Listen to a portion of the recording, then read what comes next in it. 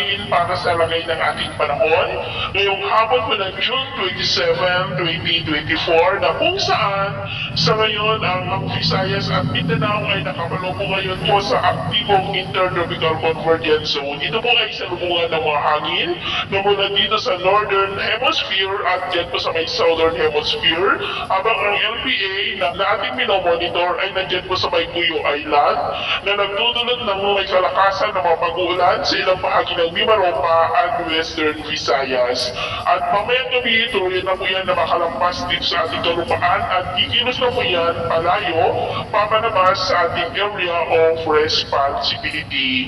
At sa ating long range forecast ay wala pa rin bagyo na nakikita na tatawid dito sa ating bansa hanggang sa matapos ang buwan na ito o posibleng hanggang sa susunod na 2 linggo ay storm free pa rin po tayo. At sa ulit ng ating panahon, ngayong hapon ay mga napagkakagitan with isolated rains sa ilang bahagi pa rin ng Ilocos Region, Cordillera, ilang bahagi ng Cagayan Valley, ilang bahagi po ng Central Luzon, Calabarzon, Mimaropa, Bicol Region,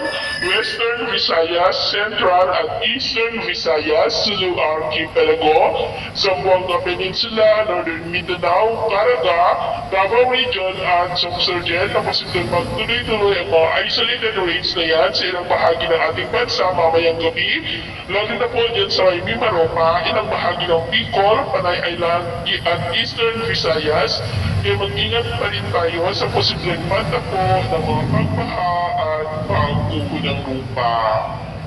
Sa atin naman pong mga baybayin, matataas pong mga alon sa may Eastern Visayas na ang mga alon ay posibleng aabot hanggang po sa 2.2 to 2.5 meters high. Kaya iwasan muna natin ang papalaon dyan po sa mga may kulay pula para mas makaiwas sa mga